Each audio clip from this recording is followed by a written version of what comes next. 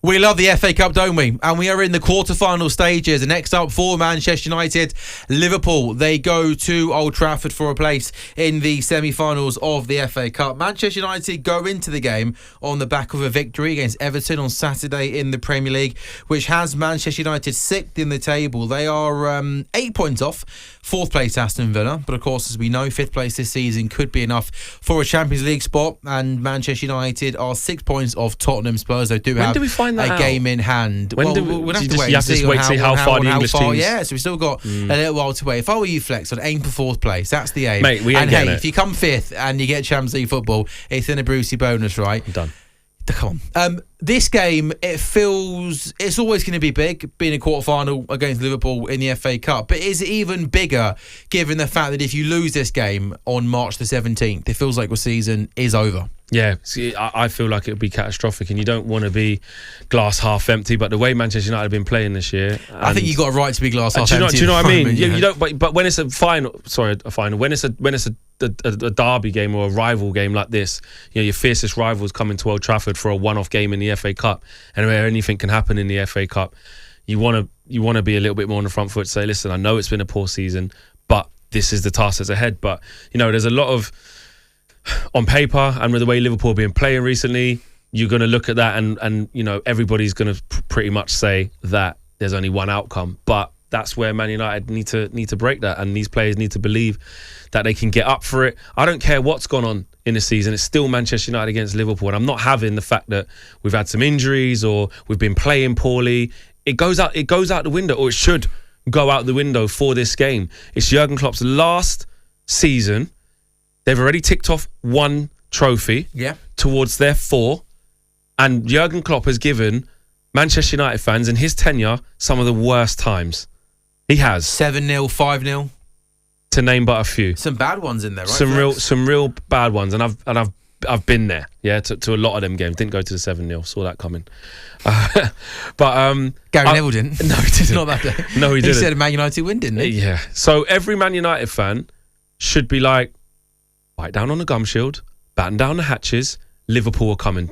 And we've got the chance to have boot Man them United got that in them, Flex? Well, when you look at this team, they look weak, Flex. Every time they're under pressure, under the cosh, they get punished. I mean, when you look at this United team, have they got it in them to produce a performance like this against a team who are riding a wave of emotion? And it feels like, a lot of things are going Liverpool's way at the moment. It doesn't seem like it, but I'm going to say, it's always in there. It's always in there, and surprises always happen in football. The same way how when we was on our way to Anfield and every person and their dog said, Man United will lose by a minimum of 4 goals. The game was 0-0. Couldn't believe it. Bad game of football, that wasn't it? Oh no, yeah, it was. I celebrated like a win. Awful. Best result of the season. For you guys, absolutely. But it's cup football. The chances might fall your way. A little bit of fortune goes your way, or like I said, more importantly, the players put it in, because we have to bridge that gulf in class. If this is just about who's the better team and who's got the better players right now, Liverpool are going to win every day and twice on Sunday. Right now in this current, so we have to make it about more than that. It's at Old Trafford. They're our fiercest rivals, the 2 biggest teams in the country, and we have to make sure that we match that with intensity, with the things that we used to actually laugh at with under Ole Gunnar Solskjaer in terms of passion, desire, application, attitude. Those things need to be paramount in order to bridge that gap in quality, and then the bits of quality that we do possess can shine through. But it's not going to happen if we're passive in midfield, if there's gaps all over the place, people aren't running hard enough, people aren't flying into tackles, and people aren't committed enough. You can lose by just them being better. Fine, that can happen. You're playing against Liverpool, you're playing against City, these types of teams, it can happen. But at home, you've got to put it in. And Old Trafford will be rocking from the start, and the players need to respond. Any change of heart on the manager's future? I think last week, correct me if I'm wrong, you were sort of more easing towards or edging towards, you think the writing's on the wall for Ten Hag, you think he's on his way out. I mean, do you think a game like this at home to Liverpool, and then you think, Liverpool go to Old Trafford in the Premier League in a few weeks' time, these are big games, aren't they? The new people in charge are going to be at Old Trafford.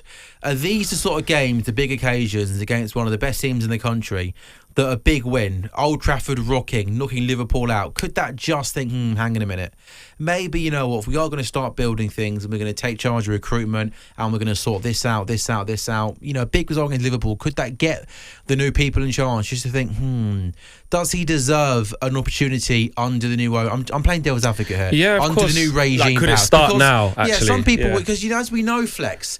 And listen, I am playing devil's advocate here because I don't think Ten Hag's done a good job at United, clearly. But as we know, some big-name managers have been at United. Mourinho, Van Gaal failed. You know, we've had sort of the club legend, Ole Gunnar Solskjaer, failed. Sort of David Moyes at the time felt like the right one, failed. You know, Ten Hag came with a good reputation, having done so well with Ajax, failed. You know, is the problem Erik Ten Hag, or is he just, you know, as Gary Neville once famously said to me in an exclusive, it's a graveyard for managers, isn't it, Flex? I don't know when you're ever not going to drop that line. It was a good line, Flex. Don't knock it. Come on, man. It's gonna stay relevant for a little while longer. But you know what I'm saying. But these are the Flex. things, though. But the book isn't closing. This is the thing, though. Erik Ten Hag had a good first season, very good, and season. Now he's on course to have a bad second season. So it's one and the other. There's A and B. Like, that doesn't mean you automatically have to always get sacked if you had one good season then one bad. We've literally seen that, and there are. I don't always draw the parallels to, you know, Arsenal sticking by Mikel Arteta, but sometimes there are parallels with being patient. Like, it can be different, and there can be a catalyst sometimes. Do you know what? One thing I would say with that Arteta comparison, because I think a lot of people use that comparison a lot and go, oh yeah, we'll look at Arteta. And it is right, but the only thing why...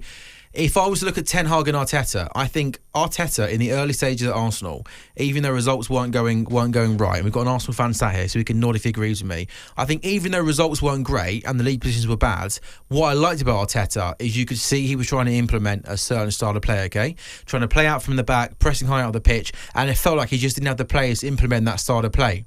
But he knew what he was trying to do, and gradually over time, he's got the right players in to suit that style of play, and now look. Whereas if I look at Erik Ten Hag, I have, as we've all said a lot of times on the show and in the media over the last year, I don't know what he's trying to do. And that is the difference between the first 18 months of Arteta at Arsenal and the first 18 months of Ten Hag at Manchester United. Is that fair? Well, that point is fair. There's a couple of differences as well. There's another big one that isn't always spoken about enough, actually, in support of that, is the fact that Arteta is their guy. They brought him in. So at the point when Arsenal decided to stay, at the point where the Arsenal decided to change, the people who brought Arteta in, Josh Kroenke and the Kroenkes and you know, Edwards, they're the people that decided we need to change. But we appointed him, so we want to back him. Ineos are going to come in and say, well, we didn't choose him. So if we do want to make wholesale changes, maybe now would be the best time to invest in our guy. Now, I'm not saying that's the right or the wrong decision. I'm just saying that's a big difference between the two. But also, you know, Arteta had to play a back five for a couple of seasons, you know, until he worked out things. Erik Ten Hag had a plan that worked for him last season, and he came third and had a good season. Everyone said... won a cup, let's not forget. And won a cup and got to another cup final and lost to City, which no shame in that happens, right? But then he lost all of his back four, pretty much. He's lost midfielders, he's lost forwards, and it's not a complete excuse to say it's fine, but they are mitigating circumstances why the plan that you may have had didn't come across. So Ineos could also look at it like and say, he's had that to deal with, then there's been a lot of stuff off the field he's had to sort out, then there's been a whole change of ownership and structure that the Glazers have taken over a year to sort out. What's that like working in that environment? So... this is why I'm in the middle, because there are mitigating circumstances. There are stats and figures that you can throw out there. I was looking at a stat of the first 100 games between Klopp, Arteta and Ten Hag. Out of the first 100 games, Ten Hag's got more wins. But he's got more losses. But in the first season, we played more games. So there's if Manchester United had a style of play and kept losing every week, and were where Chelsea were, would people say, I can see what he's trying to do, though, it's fine, we just need more players? Or would they say, 10th? Manchester 10th. Are you crazy? Are you out of this? Have you lost your mind?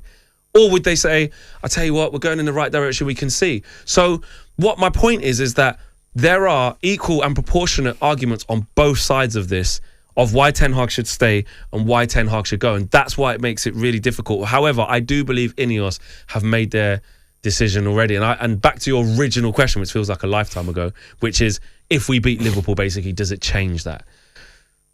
I don't know. I don't believe it does. I think the only thing that maybe could it's too change late, it. writings on the wall, Flex. Final word on this. We've got a break. Go on. You think it's too late? Writings on the wall. A new manager. Unless we win the FA Cup and get top 4. Okay, so then right on the wall then, isn't it? Yeah. Man United Liverpool this Sunday. It's a 3:30 kickoff. It's live on talkSPORT. You are listening to The Social.